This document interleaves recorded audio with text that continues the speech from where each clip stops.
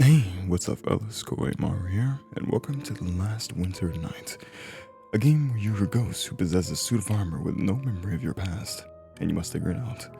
Now, I have played quite a few games from this creator, Indices, I believe that's how you say their name. So I played quite a few games from them, and I've been waiting on this one for a while. It's just a demo, it's not a full game or anything, but it's a very new, updated version of the demo that I've been waiting for. Oh, I'm an idiot. I'm dumb. You have to click this.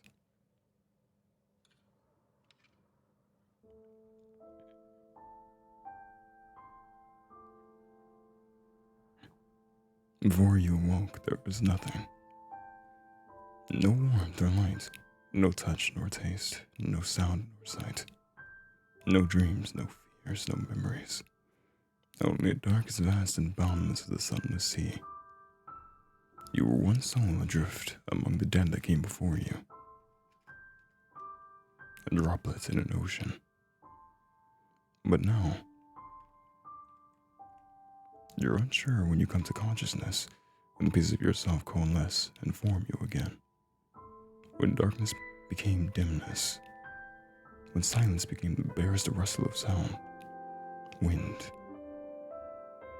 You're here again, but in the world of the living. As if you never left. As if, when you closed your eyes for the final time, you were only dreaming. You try to recall what a dream is. What it means to wake up from sleep. When you were alive, sleep was a different being altogether from death. Feel. Moments pass. You remain still for some time, letting the sensations of the world around you flood your consciousness, grounding yourself in the flow of time itself. Time. You once felt its passage with painful clarity. The world of the living is a finite and fragile one, fleeting as frost beneath the morning sun.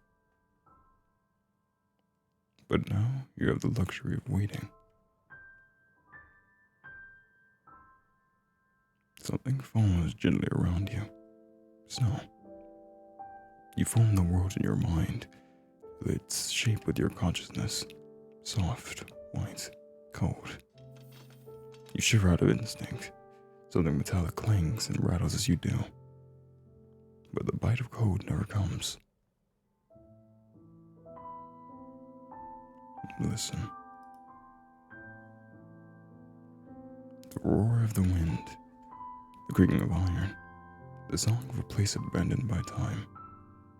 If solitude had a sound, would this be its melody? Look. Finally, you decide to examine your surroundings, or rather your encasings. I can hardly see a thing. I don't know, we have some vision.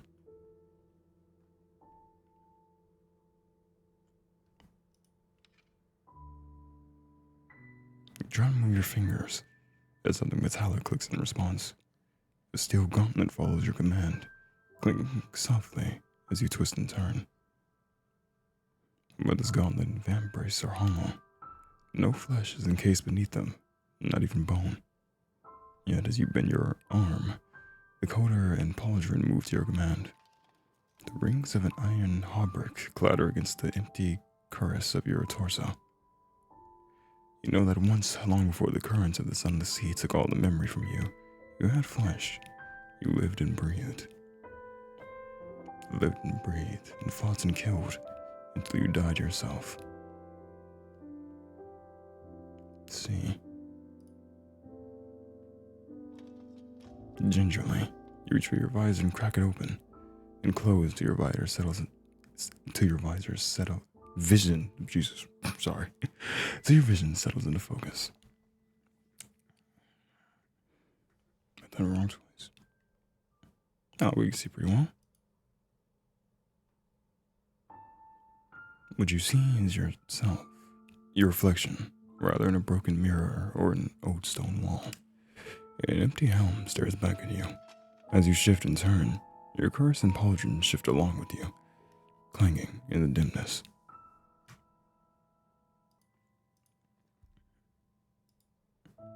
Lost soul. This armor belonged to me. And I was I a knight?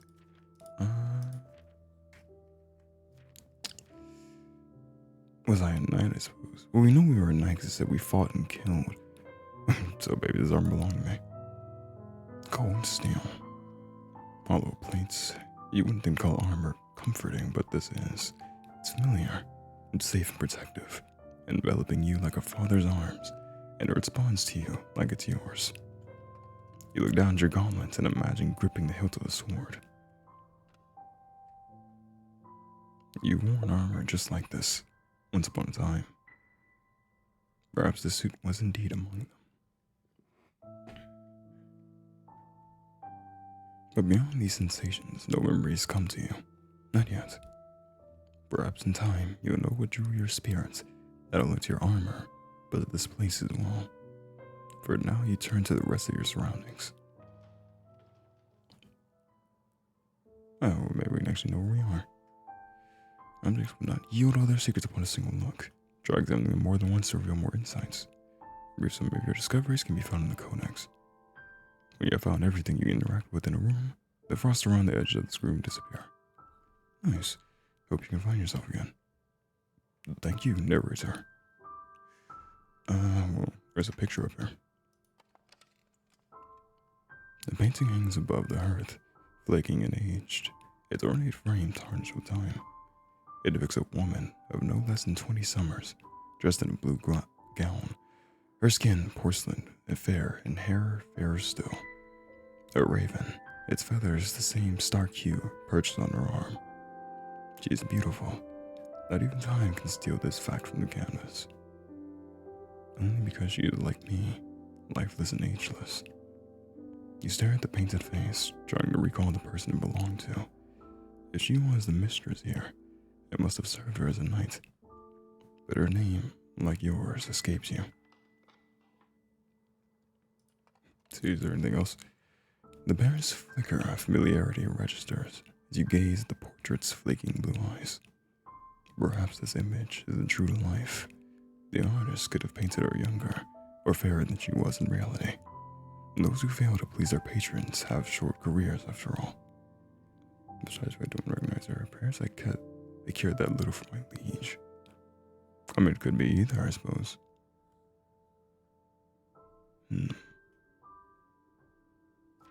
Hey, this one, brothers, I didn't care. But you'd like to imagine you were loyal knights, you don't know what kind of master you served.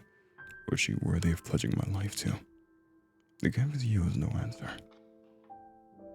I think we're done with this, right? No, painting who you presume to be the lady of the castle. For a woman to inherit, she must have had no brothers or close male relatives. None with a strong claim, anyhow. Perhaps they weren't happy about that, or some tried to unjustly take advantage of her. Oh, I'd say both, but, this one. If she had a few relatives and allies, a rival could have tried to manipulate her, or take her place. That thought makes you feel strangely protective of the painted figure, who for all you know could be as long dead as you are.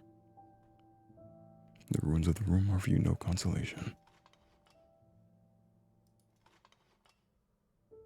Yeah, we're good here. A cold stone hearth with only ashes remaining. You try to recall memories seated before a roaring fire, shutting your eyes by the warmth of the flames, a book on your lap, or a muffled wine in hand, easing your weary bones after long days of fighting or traveling. You must have done these things, but no recollections come to you. Haven't felt warm in so very long. I'm sorry about that. Can we look outside at least a little bit? I just like look around my area. Just get a general idea. No, I have no idea where we are. Broken windows gape like an open jaw, drawing icy breaths of wind into the wide stone room. Shards of glass litter the floor like a revenant's teeth, buried under soft white mounds of snow. A winter storm gathers and grows. You'll have difficulty traversing it should you even find a way outside. Well, there's plenty more to explore here yet. As you look at the ashes left in the earth, you spy what you at first think is a stray clump of snow, but it flitters away on a sudden gust of wind. A feather. It's gone before you can think to reach for it. cold hearth full of ash. There's nothing to build a fire with. Thankfully, I don't need to keep this body warm. Always looking on the bright side of life, aren't we? Step towards the windows and stand for a while at the threshold. The world outside is a blur of white and dark that stretches as far as you can see. A pale moon shines in a pitch black sky, a lonely thing further than you could ever hope to reach. The world of living is beautiful, it's just empty as sunless sea. I'll see this one. The softly glowing moon shines on a world silver white. The night is dark, but nothing like the void from where you came. In the lightless sea, darkness loses its meaning. Here, in contrast with light, it almost feels alive. It doesn't mean I like the dark, though. I'm glad it's a full moon night. Full moon tonight. Broken, jagged windows. Shards that are full like rodent's teeth. Meaning whatever broke them came from outside these walls. That's quite specific. Yeah, why not? Give me a shard of glass. You take a large piece of glass and tuck it into the pouch on your belt. You're not sure how, but perhaps it'd be useful. Doesn't hurt to be prepared. You don't have a sword after all, so you can always poke someone. If they have a sword, though, you're kind of dead. You have awoken in a long deserted room. If you can ignore the overturned furniture, broken glass, and fallen chandelier, you'd think it would have been a comfortable place. It's spacious with a thick rug, wide walls, a hearth for warmth, and arched windows for light. A solar sitting room. You briefly wonder if you had the luxury of spending time here as a night. This room clearly has seen better days. Rust coats iron while grime is settled deep into stone, wool, and wood. The broken windows and overturned furniture tell you that this place wasn't merely abandoned. Who or what left it like this? I assume we're in a castle or something of some sorts, and yeah, it's like you got attacked. And then we're here. How many years has this place been left like this? How long have I been dead? Many moons. You pick up the book and try to read its faded words. They're all gone in the struggle to turn the pages. It appears to be an epic romantic novel about a knight. Knightess, rather. Well, I suppose anything is possible in fiction. The pages are filled with lengthy paragraphs of purplish prose that spend too long describing the main character's musings, the scenery, and the main character's musing about the scenery. It's kind of like this. You're safe in assuming this hefty volume did not belong to you. Mirabelle then looked into the shining, ocean-like pools of his azure blue eyes. Blue they were, and blushed deeply until her fair cheeks were as red as the blooming rose she held in her palm. Quickly, she pinned to his caress, catching a glimpse of herself in its mirror-like surface, and blushed further. If I wasn't a spirit already, I'd die from embarrassment after reading this. Romantic novel at female night. Somebody must have been doing some light reading before they were interrupted here. Taking a look at the mirror, trying to make out more details on your armor. It's a deep black, though the metal of the lustre has been lost to time. Delicate engravings cover its plates. Spiraling leaves and gilt florals trace its surface like ivy on a wall. The crest carved into the center of the cuirass resembles a bird, a crow, or a raven, you think. It's an intricate piece of craftsmanship, beautiful truly. But more importantly, it feels familiar, comforting. Wearing it makes you feel less like a spirit and more like you. Whoever you were. We do know in that painting of the woman that she had just a giant white raven with her, so... Plate armor is already expensive, you think. It's only knights can afford to wear full suits in the battle. Armor that's ornate could only belong to someone of great status or renown. That shouldn't be a sort of person, was I? And why wasn't I laid to rest? Everyone from the loftiest king to the lowliest prisoner must be granted final rights. Whether grant fire to burn away mortal regrets or a single candle crudely carved with a name. 1,000 lights are a single flickering flame. Every soul deserves something to guide him across the sunless sea. I receive not even the barest courtesy of my death, where the burden of my soul weighs so greatly no flame could hold to lift it. but I remember nothing of who I was. How am I supposed to set myself free? Sheets of parchment lie scattered near an ancient wooden table. You carefully pick one up and attempt to read the faded script. My dear Marchionus, my knights and I are most eager to attend the tournament. My condolences once again for your loss. What a great burden your father has left to a woman as young as yourself. I, of course, would be happy to offer my advice, perhaps in a private setting. The letters continue in a similar fashion, mentioning a tournament, the death of the recipient's father, and promises of courtship or counsel. The words choke with flattery and veiled condescension. Each one is addressed to a Marchionus or Marchionus. You assume this must be the woman in the portrait. Though her painted face is nothing but serene, you can only imagine her reading them with a sigh of exasperation. You're certainly beginning to feel that way. So the letters aside without caring where it lands. Oh, is the frost gone? So I guess we can just go explore now, right? Among one of the letters, you spy what appears to be a drawing, a portrait, but the features are obscured. It bears a signature, HRH, His Royal Highness. This Marchionus was a noble woman who corresponded with royalty. She must have had immense power, or wealth, or both. What were they discussing? Is it Marchionus? It might be March. But frustratingly, you can't make out any other words.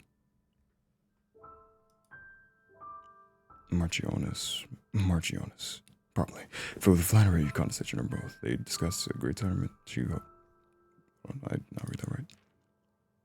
They discuss a great tournament she hopes to host. Hundreds of nobles and knights would have gathered here for it. Something must have happened during the chaos. I think we're all good then, right?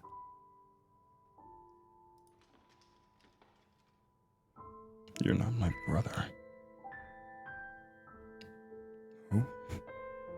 Was that my lady's voice? You wait, but save for the wind. The castle remains silent. If I keep searching, I should remember more. At least you hope so.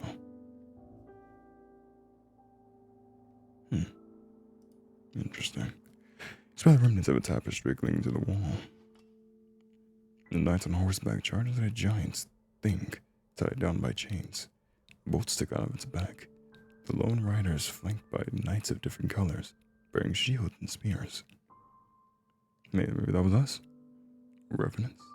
You said this wouldn't be a scary story. What's this? Are you afraid of a simple tale? Revenants.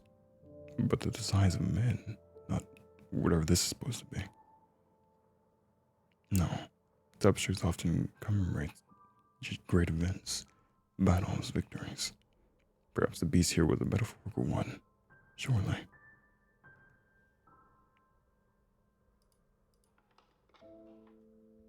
There once was a tapestry on the wall like gutted skin.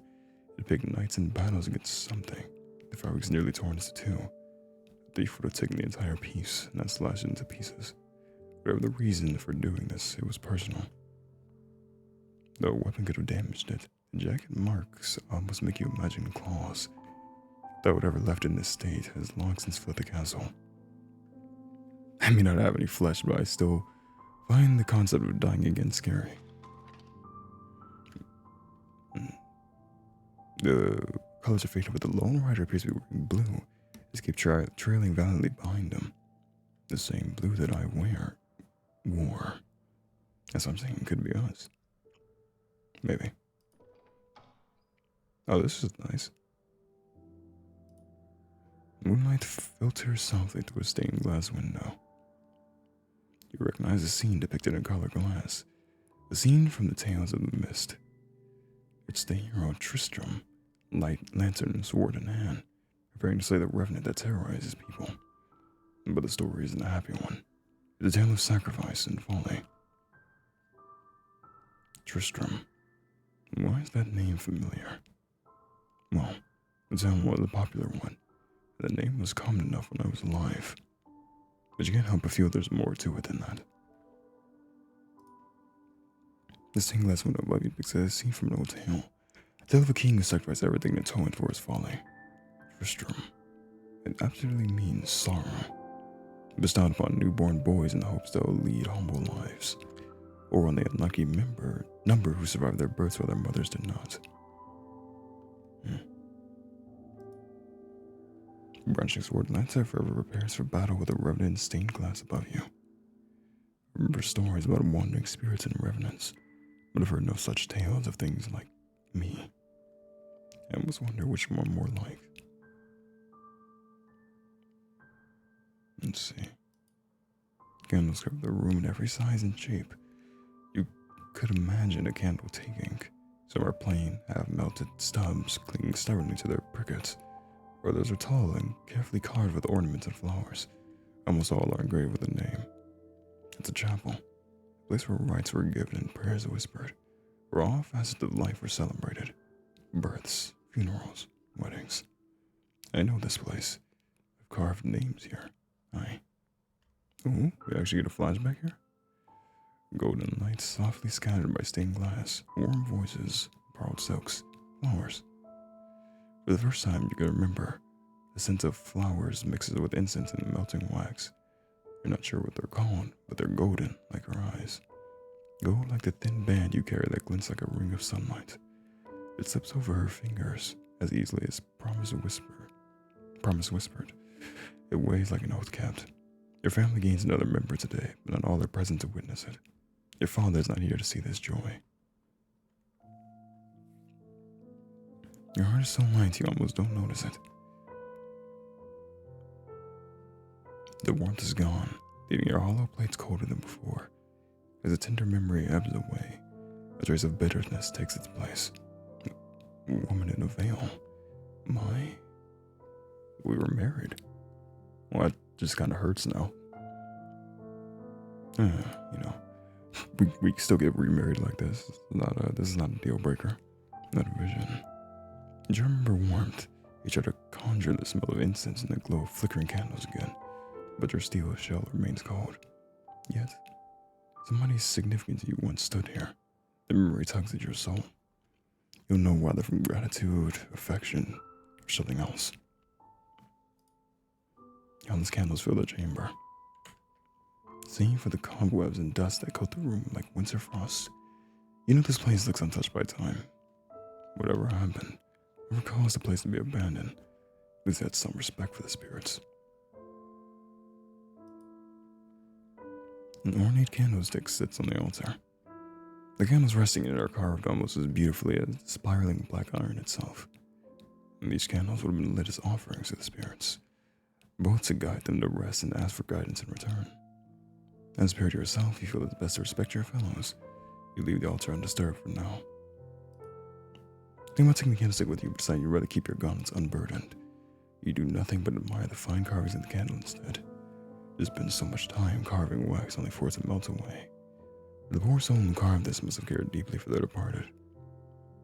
Chest. Pewter box. Inside it you find shards of flint, striking iron, and charcloth. Tools for lighting fire. Is that disrespectful to take those? Probably not. I mean, it's disrespectful to take a candle because those are like for a spirit's name, but it can't be disrespectful to take these. In a place like this, you can only imagine they'll be useful. You took the good tools and fit them into the satchel on your belt. Do we like these? Months long ago, somebody carved them as an offering to the dead. No. Alright, let's get out of this area and look around a bit more. Before we go deeper into the... Never mind, I was going to try to go back into the room we were there first in. Something else entirely. Alright, so we can light this now, right? Just from the books, you carefully strike flint and iron, then light each candlestick in a tall candelabra. And that's better. And there we go. What's this? Stack of papers sit on the desk. You look through them and find names, figures, and numbers. They're fiscal documents. Little of this looks legible, though. They've stained and faded. On one of the better preserved pages, the roster of knights listed in orders of rank along with their respective feasts and incomes. And this many knights, and what a wealthy master we shared. If conflict were imminent, however, that would make plenty of sense. One knight whose name you cannot make out is listed at the bottom. Wherever he was, he had far lower earnings than the rest. That's probably us. This is my name on this ledger. Could one of these knights be me? You draw off the list of legible names to yourself and doesn't feel like they belong to you. Sir Dietzhard, Sir Xavier, Sir Robin. Well, if I could learn my name here, know my fiefdom earned in a year doesn't seem like helpful information to me now. Assuming my master had even granted me one. As we desire to dig through tax documents. A faded map lies on the desk. It depicts two territories at its center, divided by a great river. Lifthrassia and Ostara? I probably got that right. Those names I recognize. Ostara, the kingdom across the river. Vengeance, snow, blood, smoke, screams. Beyond that, I don't remember. That's probably a good stopping point. Lifthrassia, the kingdom of silver north and golden south. Sunsets over endless fields, rich forests turning pale gold with autumn's chill. The white river, Askja, gleaming with ice. Pale crest of waves breaking on the Boral Sea. Sky ridge peaks scraping a frost blue horizon. We have bias towards this one. A place I'd fought for with tooth and nail. Oh, something on the back. Yeah, that might be fun to note. My lady, you made the right decision. The Lion's Den is too dangerous for a young girl like you. You can rely on me to handle the peace talks. I'm glad you understand why sending Sir Tristan would be imprudent. A bastard has no place rubbing shoulders with the lords, no matter how decorated. I'm sure I need not remind you what they call him. The Prince Slayer's presence could only give the wrong impression at a peace summit. Nor do the blood-hungry hounds who side with Heimdall need further encouragement. Please don't worry yourself. Even ever your loyal commander, Sir D. Cut off. Prince Slayer. A mere knight's dare spill royal blood. Small wonder this Sir Tristan would be shunned, even for a veteran. It seems he was no champion of peace, but he had some reason for blooding his hands. Tristan. Is a name over in your mind repeating his rhythm. Tristan. 2 syllables. A backwards heartbeat. His cadence is familiar, engraved in your memory like the etchings on your armor. He was a knight with bloodied hands like you. Compares as us. I'm aware of what it says, yeah. Anything about the Commander D who wrote this. Heimdall, on the other hand, you feel your gods clench in tension. Yet no name echoes to your memory as deeply as Tristan. I feel like I'm clawing my way out of the dark well, like I'm on the cusp of remembering something important. Yeah, we'll figure it out, why not? We have no choice, we just gotta walk up here. It's just locked, I'm assuming. Oh no, in the drawers you find several corked bottles of alcohol, dusty and undisturbed. One of them, Mark Jonas or her predecessor, was fond of drink. His upright drawer is locked and will not open. Let's see. The big painting in the room. His painting of a music. Painting of a man with white hair and beard, dressed in fine furs and jewels. There's a clear resemblance between him and the portrait of the woman in the solar. His painted eyes stared down at you with stoic contempt. You ungrateful bastard. Who gave you everything you have? Who granted you the honor and privilege of knighthood when you should be rotting in the streets? Stale liquor, dusty cedar, parchment ink. It's a tournament day, but you're not in the spirit for games. You'd retreat here in a foul mood, unaware that he had shirked his duties and done the same. What more do you want, boy? You know what I want, father. I remember him. This man was my father. The master of the castle was my father. Yet his daughter succeeded him while I became nothing more than a knight. And even that was a privilege he deemed me unworthy of. So I'm assuming she must have gotten to, well, we know she got to next in line, and he just made us a knight. For some reason, why would he shun us so badly? That was his flesh and blood. It doesn't seem like he saw me as such. You saw no reason to fulfill a request from a mere vassal, did you? And they call us Prince Slayer. So did you like just pretend we died to the public and we just became a knight? Shelves of books and records on what looks like a variety of subjects. You walk over and examine the spines till you spot one that bears the same emblem on your armor, a raven with wings extended like a leaf. Ancestry of the House of Windsor. That was the family name of the Marchioness. Navigating the pages is easy with metal fingers, but you manage, flipping through decades, if not centuries of names, dates, and facts, until you land on the most recent entry.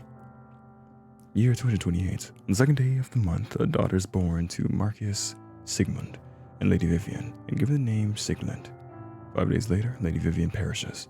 Year 246. On the 7th day of the second month, Lord Sigmund perishes after many months of illness.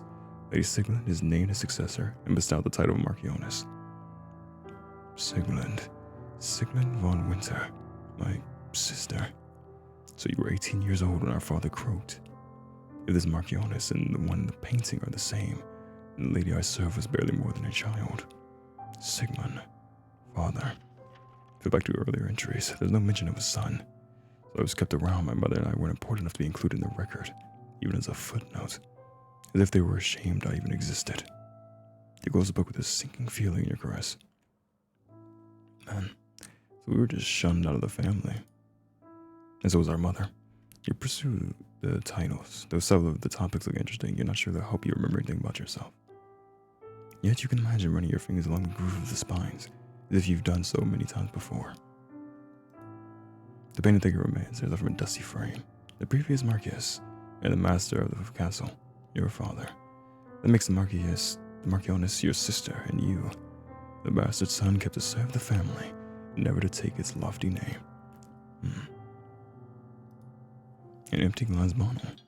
As you brush a cobweb off it with your gauntlet, a memory of a scent wafts over you. Stale liquor, stenching bitterness, honey to mask it. You almost recoil in distaste. I take it I wasn't one for strong drink. Yeah, why not? It could be used to hold something, I suppose. Take the bottle, fix it snugly to your belt, or you can prepare for anything and everything you wonder. This doesn't feel like you, but you suppose character doesn't always stay constant, even for the dead. Don't you wish, like, it's such a strange random thought, but wouldn't it be so cool to have the ability of, like, video game sense? You just had a feeling of what you needed to take with you for that day, to use, to perhaps save your life or help you get through an obstacle. You know you need just a water spray and a piece of string. I don't know, it's a pretty cool ability when you think about it. Underrated. And nothing there. Yeah, still locked. Because we can find a key though if we keep scrolling. You have not spent years protecting the commoners from Ostarian invaders. To them, you're a princess locked in a white tower. I'm well aware of my shortcomings. And the reason you stand where you are is because Sir Tristan is loyal to you, but loyalties can change. Interesting. And we went through these doors that we just came out of in the chapel. Here's where we were before, so we can go this way now.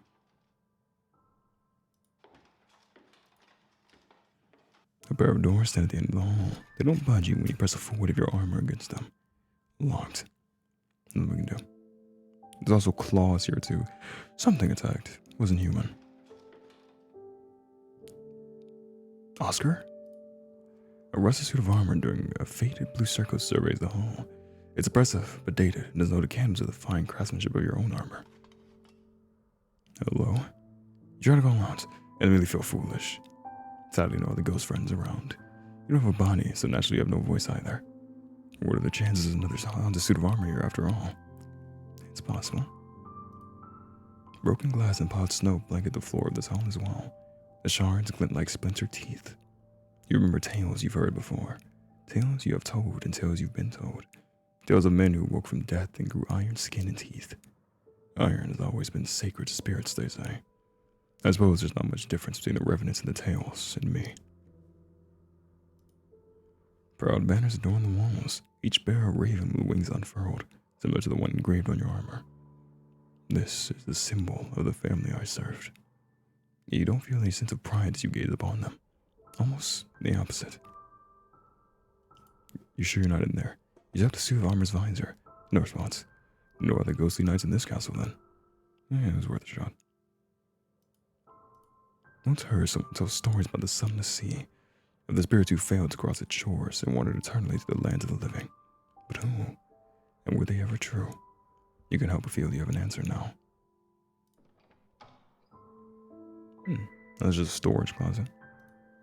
There might be a key in here. To one of my folding weapons. A pair of training staffs lean against it forlornly. Keep your gaze over the room. Not a single sword or spear lies in sight. Let your gauntlet fall to your side, where a scabbard would hang off your belt if you were carrying one. You can't deny it feels safer with a sword. You know what they say about old habits and dying. Goes hand in hand for you, my friend. There's a storage room filled with a few empty crates and shelves. Dust coats the surface of old wood and moth-eaten fabric, thick as frost untouched by the sun. Thin moonlight cobwebs fill every corner and crevice. Against the far wall, you see a rickety shelf laden with blankets, horseshoes, and other riding equipment. You even spy what looks like a tournament barding, bearing a unicorn-shaped crest. Sorry, I just lost where I was reading because I looked at my recording for a second. Likely the personal symbol of whatever knight this loyal seed once carried. You've seen this crest before, emblazoned on a blue standard fluttering in the field. The knight in the library wore it. You wore it. A satchel with the same crest sits on top shelf. Yeah, find out what it holds. Lucky for you, your armor is still tall enough to reach it without straining. You wouldn't have your suit hold together if you were to fall. But you'd be able to put yourself together if your arms are no longer attached to you. Scary thought. Nothing. You carefully lift the statue. Oh no, it's closed. I'm an idiot. Carefully lift the statue, aged leather crinkling at your metallic touch. Your fingerprints graze over the crest. Gingerly, you open it. Rather than the equestrian supplies you're expecting, you find an assortment of objects. A broken necklace, torn linen, and numerous letters. Personal, sentimental belongings. Well, this will give you a lot about your past. Letters stowed carefully away. Were these sent from you, or written to you? You carefully fish out an envelope.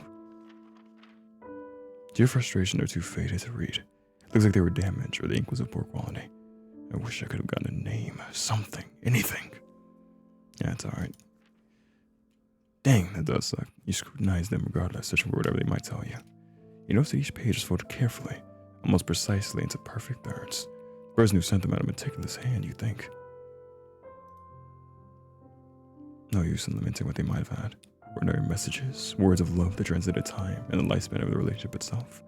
Try as you might, you can't imagine yourself penning a love letter. A faded note, a scroll of handwriting barely visible on a parchment scrap. The ink looks blotted away in places, by water or by tears.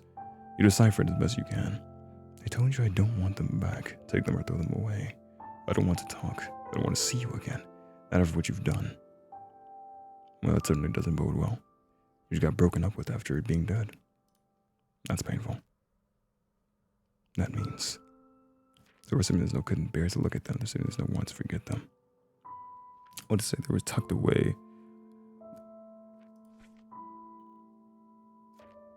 If you want to forget them, then you wouldn't put it in a satchel. The memories these objects must have held too much to bear.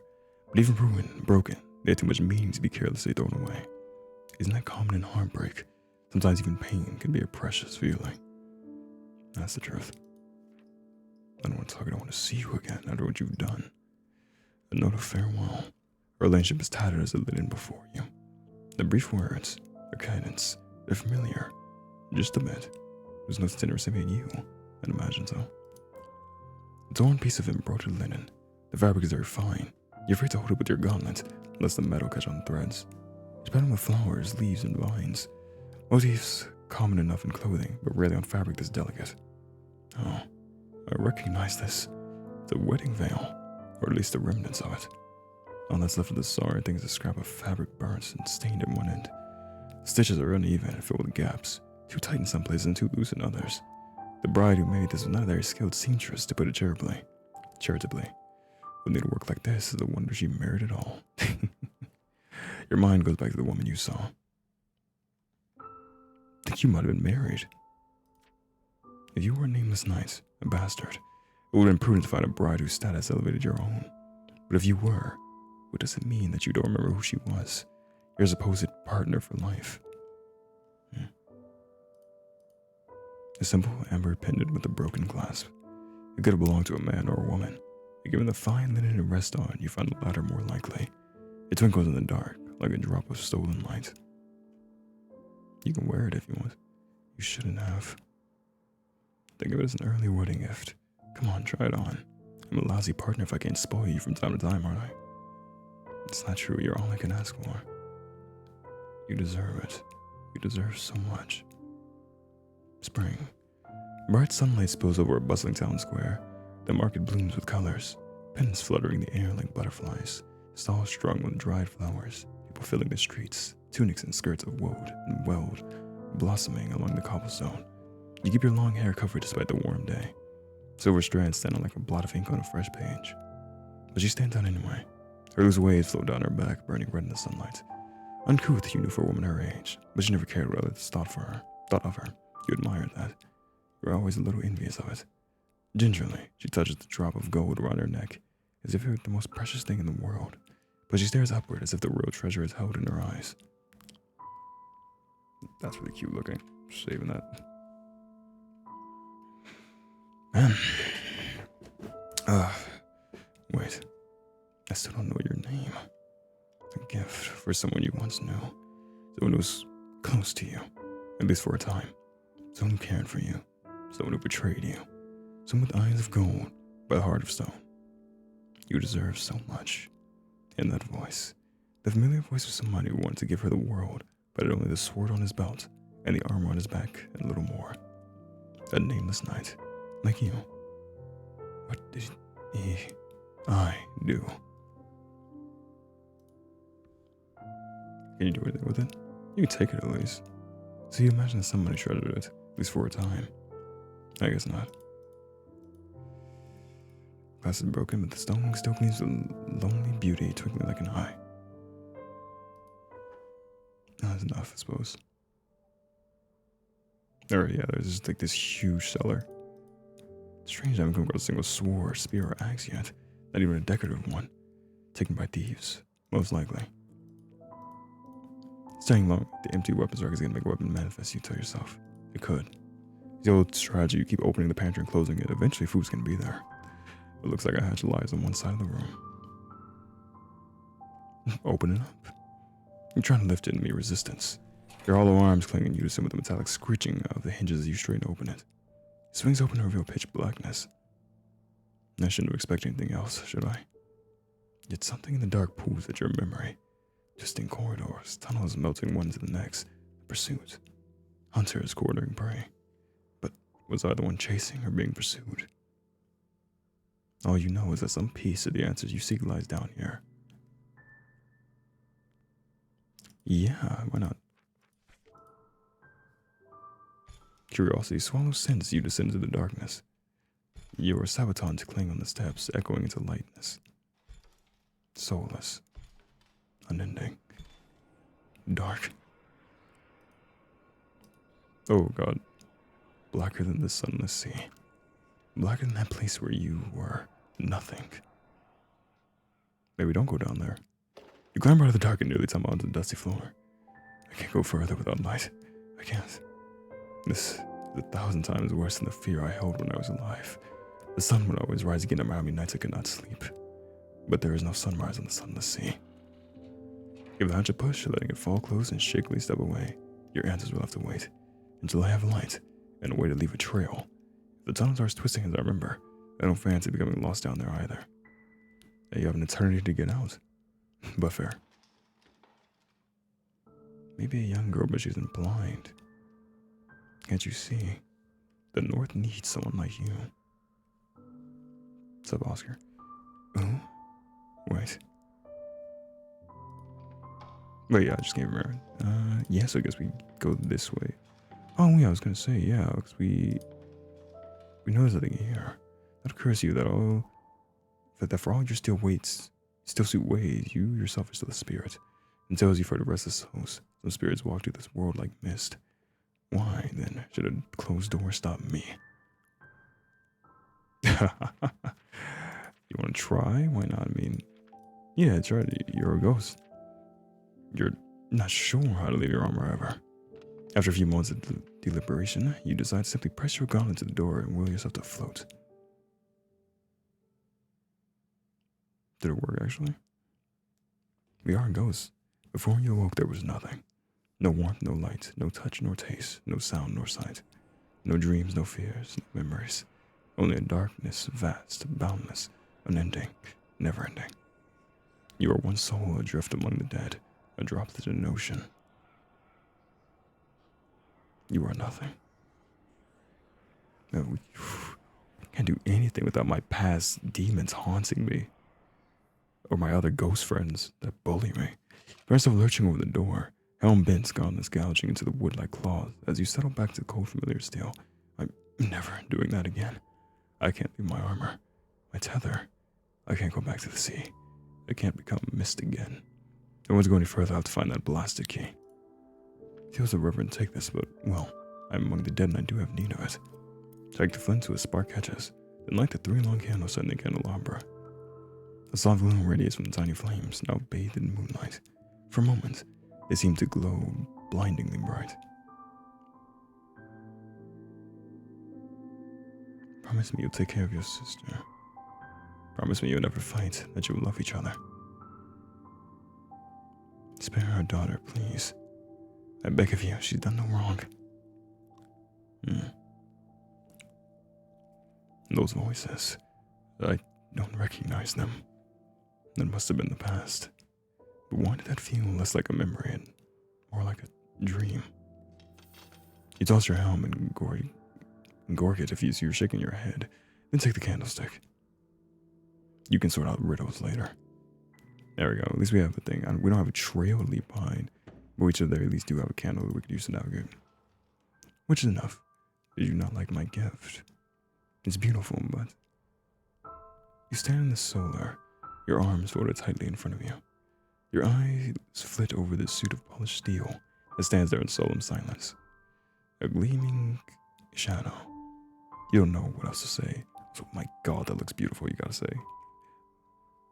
It is beautiful, worthy of prince and worth a prince's ransom. But it's still only a suit of armor. To an ordinary knight, a gift like this would be the honor of a lifetime. But for a hero of the kingdom, a veteran of the Great Ice War, a man who's given and sacrificed so much,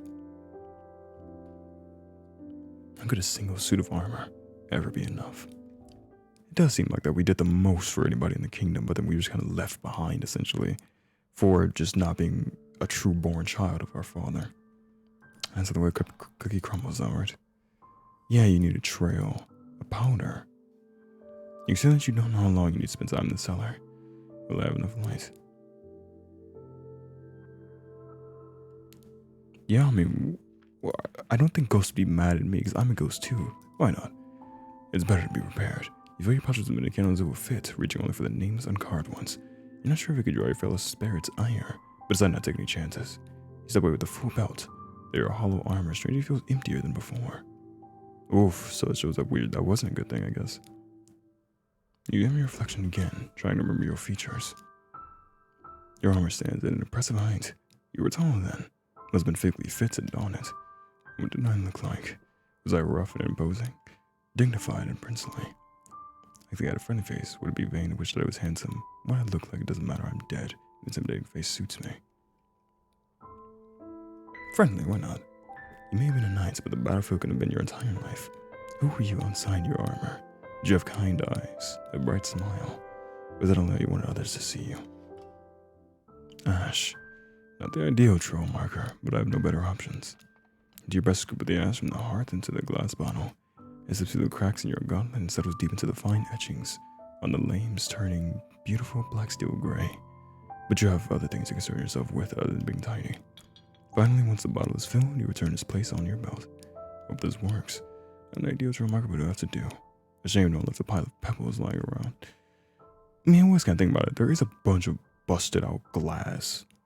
Like, I mean, that's pretty good. That even means that even if you were in the dark, you'd be fine. Because you just hear, like, listen to the sound of you stepping on glass, you know? That'd be the most ideal thing, for being honest. Anyway, down to my trauma. Once more, you lift the hatch and stare into the open wall of the cellar staircase. The light from the candles faintly flickering. Outlines staggered, steps swallowed by the darkness below. How bad can it be? You stare into the blackness when a gauntlet gripped on your candlestick. the other affirming that the bottle in your belt sits snug. It's now or never. And so you descend, step by step. Your sabatons clang. Your hauberk rattles against the shell of your caress. You grip your candlestick tightly, as if it's shield and weapon both. The tunnels are wider than you remember, wider than the oppressive twisting stone you imagine. There's ample room above your helm and around you, so much that your candlelight barely reaches the walls on either side. There's no sound but the ring of steel against steel as you step, and step onwards. The shaking of your hauberk, clink, clink, within your hollow caress echoes like a heartbeat. Finally, up ahead, you come across a fork in the path. Left or right? Search your memories. Let's try that one. A path that you take so many years ago. You were following the lantern light of somebody. Somebody you held onto tightly. Or were they holding onto you? Right. Understood. I was going to choose left. Leave a small pile of ash to mark the turn, and then continue into the darkness. It's strange how familiar this feels. Not this place, but this darkness. How crushing it is. How alone. Somewhere, once, I was freezing. I was hurt. I was trying to build a fire. My fingers were numb. With every shake of your metal heartbeat, you give silent thanks that you no longer feel the cold. The path continues on and on, stone after stone. Finally, after what could be minutes or hours, you spot another fork in the path. Try again. Hand over the girl. What did you do to father? Answer me. You can name me all you wish. Young girl cries, a night's resolve. Voices, one of them, yours. Left.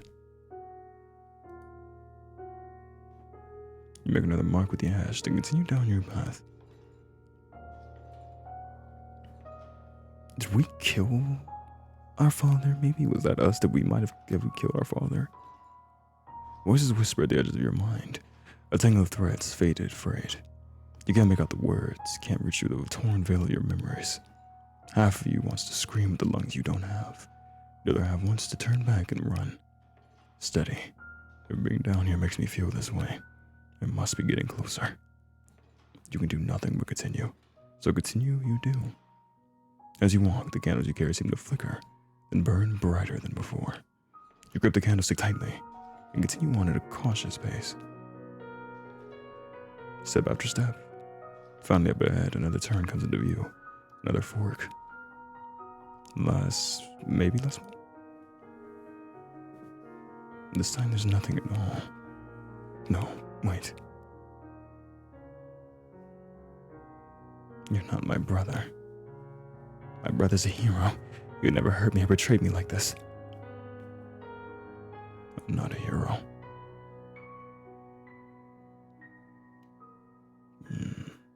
Oh, we don't even get anything. That's just make your own decision. That's interesting though, isn't it? Because that is like what I was saying. It's like that we killed our father. And was our plan just to kill our sister afterwards? That we were just like, we lost it or something.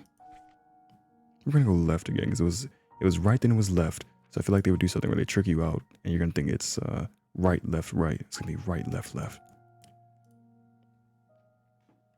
You would leave more ash to mark your trail. And continue to the tunnels, hoping you pick correctly. You walk for what feels like hours. Your every hollow changing. Steps remind you that you are alone. You are alone. Yeah. It's 3 o'clock at night while I'm recording this. Whispers wrap around you like silk, trapping you in their threads. You are alone. You are not alone. Well, I don't like hearing that. Voices linger. Memories coalesce. Theirs, yours. They flicker and burn. They wither and choke. Ash gives way to cold and dark. The waves of the sea call. The dead do not belong. You jerk violently as hot wax drips onto your gauntlet, making you flinch as if your skin were flesh and not steel. You fumble and nearly drop the candlestick. Steady, steady. I'm far from the shores of the sea. I have nothing to fear. I just need to get through this. It kind of makes sense though. maybe we're playing the villain-ish. Or less the villain, but more the person that snapped from constantly being disregarded their entire life. Maybe. And that's why, like, no one lit a candle for us or anything. Like, we were just forgotten. You continue on, more briskly than before, as if to make up lost time. Finally, up ahead, you see something on the ground, a glint in the dark. You doubt your own senses at first. No, something really is there. Carefully, you approach. Candlelight falls on metal caked in dust and decay. The curve of a caress, the threads of a molding circlet, the whites of bone. The corpse lies before you. Spirits. He does have keys as well. Keys hang off a ring on the fallen knight's belt. I'll have to take those before I leave. I need them more than he does. A medallion in the shape of a raven hangs around the knight's gorget. It so similar looks to the one worn by the Marchioness and Marcus in their portraits. The mark of a the high rank giving to a knight. The corpse of a knight lays against the wall, jaw locked in a soundless cry, socket staring eternally upward. He spent his last moments calling out to, cursing, whoever killed him. Probably us. Doesn't feel right to leave him like this. Set the candles down and fish through your satchel for a spare.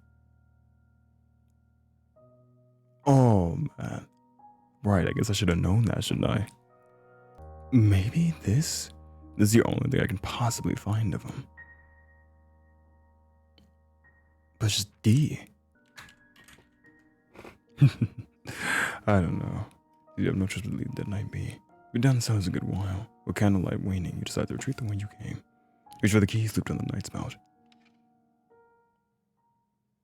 Oh god, he came back too. Okay, I'm sorry. That armor.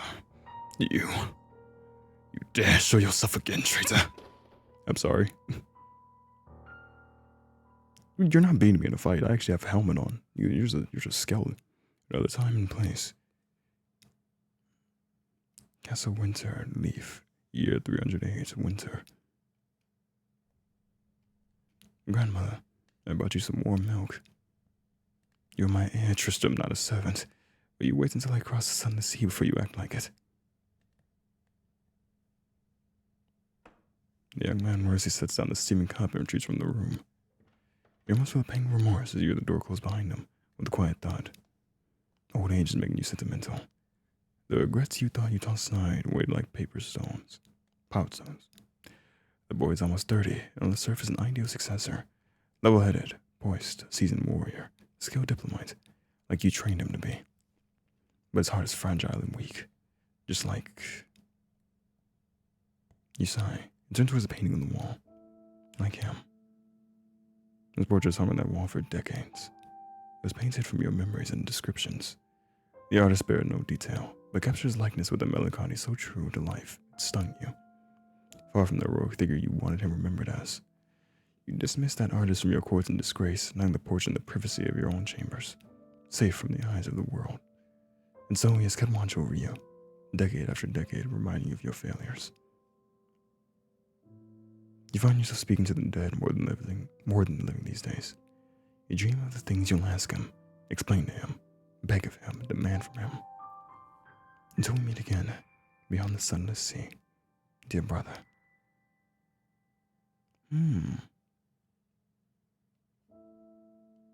Oh, and that's where the demo ends.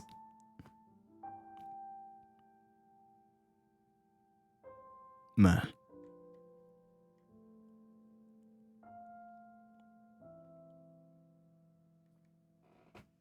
Yeah, this is all made by just one guy, by the way. Like, this is the most impressive part about these games. This is just made by Indicis. And playing his games in the past, it's just very impressive. He does have playtesters, though. Thank you for playing. So, that's going to be the end of my playthrough of the demo, at least for the last Winter Night. Very strong game, as usual. I expected this to be very... nice. It depends on what you like for the channel, because I know I just play a lot of different stuff on the channel, and these games are typically like these sad horror type, like subtle horror, gothic melancholy type of romance tales even. Like it depends because they differ. But they kind of have the same gothic type of style that's really painful or like really strong storytelling. And same with this one, there's that very good storytelling and quite a lengthy demo as well. I was waiting for this game to be into the next demo stage, and I'm really glad I got to play it. Because I feel like this game would be really amazing. He has a very good style when it comes to art and music, and even just storytelling. It's just very impressive, especially just for one man doing this all. So yeah, as always, I really enjoy playing any of the games that he makes. And even with the story, it seems that we've been dead for decades then. So it shows that it wasn't something that happened recently. Like, we've been for who knows how long, just decades. And our sister was 18 or 19 when we were probably trying to kill her. She's a grandma now, and her son's like 30 so it's been a long time, maybe like 50 plus years since well, maybe not that long. Yeah, I'd say 50 or 40 years since we've been dead. And maybe we tried to kill her there, but we ended up dying in combat with the other guy, which is very possible because that was when I was supposed to protect her. It does seem like that we tried to maybe kill her. Another interesting thing as well, with that painting, we could see if you look closely, our protag, Tristan, he had an eye missing, or he was blind in one eye. And we never saw that with the other memories. If you look closely though, I don't know if that's a scar there. So maybe he just always had an eye or he always had no vision in one eye, which is interesting very much. But yeah, as always, I will not yep your ear off. I just really enjoy this creator's games, and even talked to him one time on one of the videos. I really enjoy the stuff that he creates. It's really impressive. But yeah, thank you all so much for watching. I sincerely appreciate you all. And farewell for now.